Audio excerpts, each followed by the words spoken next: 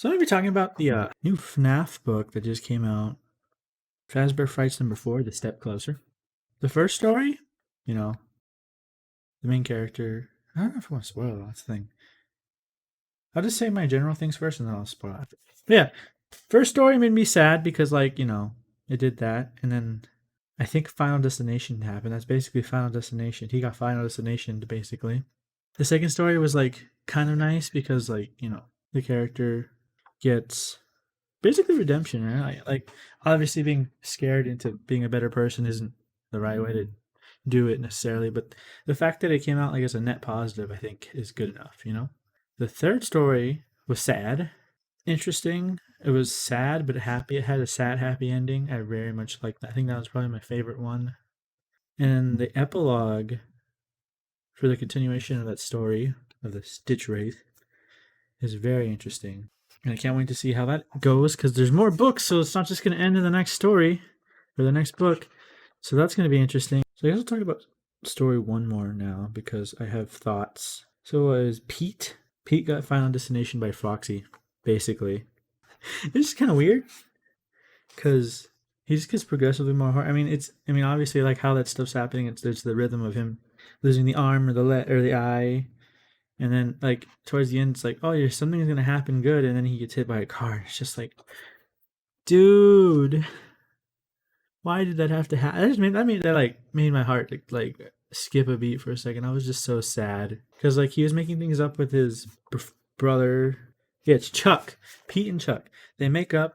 And they're going to, figure out how to do this. Obviously, there was no way for them to actually figure it out. And that's why they killed him, most likely. Because that makes sense. Story. I was like, of course they're not going to resolute this, but it was just sad because it's just like that. And then it brings the weird, confusing part was that they did the whole little page or two about Pete's not being dead, but he's dead thing, where he wakes up and he's in his body at the autopsy place, and that's kind of spooky. And then it's really sad because his brother finally goes back to the Fazbears, and he goes back to the stage, and the thing doesn't play, and it just ends. Super cliffhangery, you'd hope there's another part of that story, but there's not gonna be, which really sucks. And I like the story. I think definitely sad ending.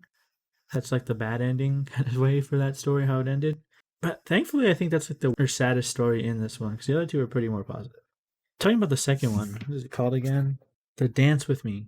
Casey is this thief lady that lives with two guys. The guys don't really have much relevance in the major plot. I guess they kind of work with her, and that's why she's in her current situation. So I guess they do kind of have a point, but they don't really do anything. Nothing really happens to them.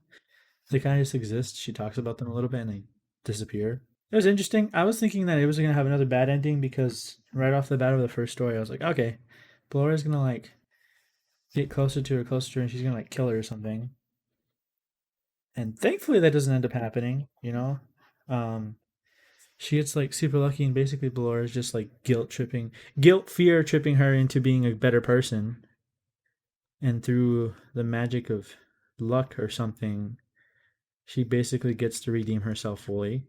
That's the thing that kind of bothered me too, was the ending where the little girl also sees Ballora. What does that mean, right?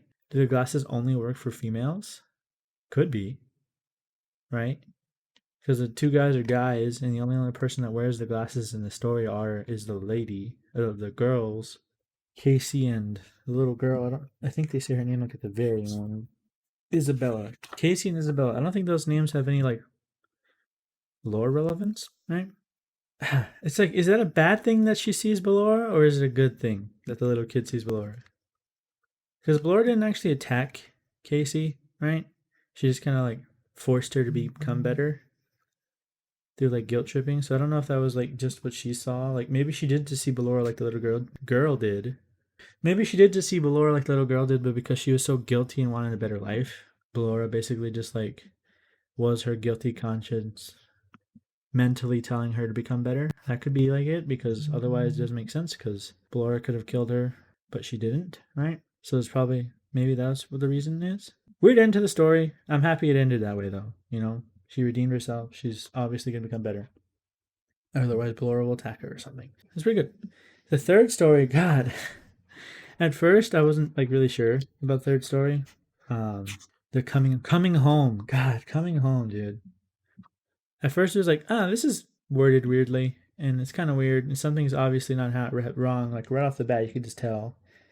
And then me not like thinking about it reads the name Susie, right? Susie. Why does that name sound familiar? Oh, because Susie was the one that's established with Chica, and this story basically confirms it, right? It's kind of weird because she's like a ghost, right? And they don't tell you till like halfway through, like, yeah, she died. She was killed by, they say serial killer. Freaking William killed her. Um, at Fazbear's. It's kind of weird how they don't mention Fazbear's. I think they might say it like once, or they just mention the place. And killed. Should they say killed by the serial killer? They don't like mention by name. Kind of dang, dude. It was like sad because like I realized like, oh shoot, the sister doesn't know what she's saying.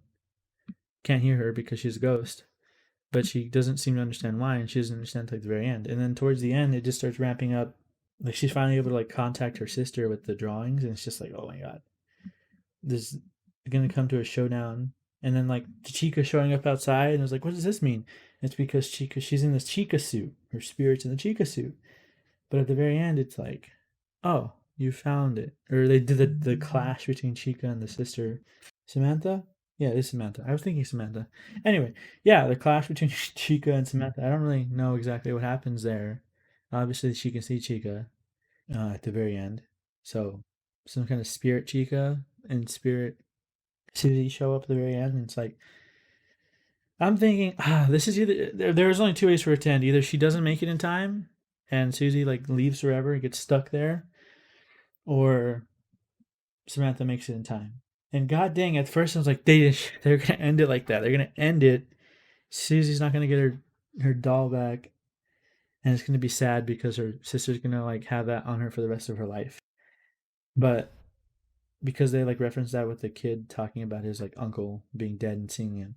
But thankfully they didn't. They pulled it at the last second, the double reverse card, giving us a happy ending ish. Knowing Samantha knows that Susie will have her happy ending where she doesn't have to like be stuck there basically. And that was really nice. I was actually like sad. Like I was sad happy, like my like genuine like emotion. Like I felt like sad but happy, obviously, that's what I'm saying. Uh and that was an experience. And I had to take a little good 10 to 20-minute break just like thinking about that because I was just like, wow, that was emotions. Of emotions. And it just felt crazy. And then I finally read the epilogue, and like the implications for that is that there's two spirits in there, and possibly, most likely, three, right? One of the spirits, I'm not sure who he's supposed to be character wise, but he's definitely had a lot of influence. Who is it? It's not Jake. Jake's the one that's trying to fix things now. His name Andrew. Andrew, I don't know who Andrew's supposed to be, because it sounds like maybe he's just the alternate version of Golden Freddy in this universe, right? That could be a possibility because he's angry and keeps following. He was following. He was saying this person that hurt him bad, and I'm guessing the person's William, and he hurt the person and he didn't let him die. So what does that mean? It could mean that the Golden Freddy being in two separate people in the same Golden Freddy costume, possibly. Could be. Or that Andrew is the Cassidy of the books, maybe. But at the same time, that means that something happened to Andrew because now he's in the Stitch Wraith with Jake. And Jake's trying to fix things. Because Andrew spread his influence somehow, like into Fetch. He flat out did it to Fetch. So I don't really know who these characters are supposed to be, but it seems like the Stitch Wraith might have another entity that's evil inside of it because it kills people, and Andrew just says he wants to hurt them or scare them and not actually kill them. Yeah, I'm super excited to see where this goes because it's the ongoing narrative between all the books. And they mentioned Fetch by name. Very interesting. Thanks for listening. I'm definitely going to be covering these books from now on. I'm going to cover the graphic novelization of the Silver Eyes, I think that's what it's called, because I just got that one too. Yeah, be on the lookout for that. I really like these books. I definitely need to get the other ones to read them because I actually haven't read them. I've just been watching videos about them, and I finally cracked. I'm like, hey, this book's coming out the other day. the next day, why not buy it? And I bought it. I was like, no regrets. Very good book. Fazbear Frights number 4, Step Closer. I haven't read a book in a long time, but I really enjoyed this one. And yeah, I'll definitely be making more videos for the rest of these books because I enjoy them very much. Thanks for listening. See you later, and bye bye.